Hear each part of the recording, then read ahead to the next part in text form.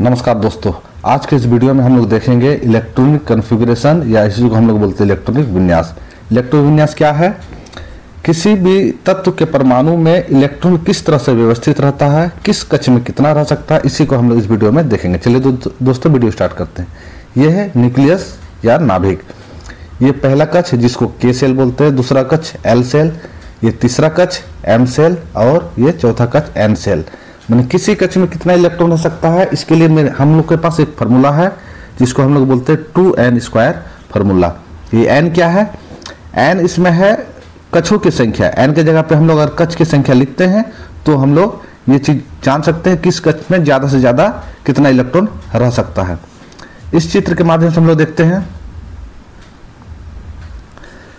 n बराबर 1, यानी कि अगर 2n² फार्मूला में n के जगह 1 बैठाते हैं तो 2 × 1 पे स्क्वायर, तो क्या हो जाएगा 2, यानी कि पहला कक्ष में 2 ही इलेक्ट्रॉन रह सकता है, दूसरा कक्ष में 8 इलेक्ट्रॉन हो सकता है, उसी तरह तीसरा कक्ष में 18 इलेक्ट्रॉन हो सकता है और चौथा कक्ष में 32 इलेक्ट्रॉन रह सकता है।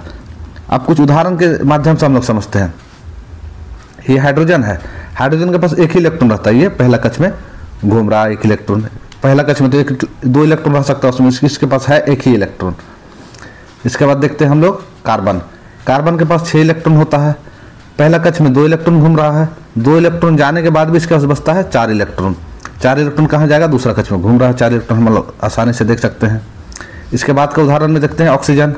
ऑक्सीजन के पास होता है 8 इलेक्ट्रॉन, पहला कक्ष में 2 इलेक्ट्रॉन घूम रहा है, इसके बाद भी इसके पास कितना बचेगा? 2 अगर माइनस करते हैं 8 में कितना बचेगा? 6 इलेक्ट्रॉन, दूसरा कक्ष में 6 इलेक्ट्रॉन घूम रहा है।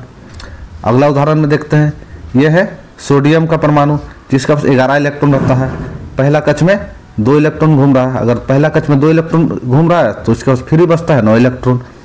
दूसरा कक्ष में हम लोग जान रहे हैं कि ज़्यादा से ज़्यादा 8 ही इलेक्ट्रॉन रह सकता है, तो दूसरा कक्ष में अगर 8 इलेक्ट्रॉन जाता है तो भी इसके पास बच रहा है 1 इलेक्ट्रॉन। तो 1 इलेक्ट्रॉन कहाँ जाएगा?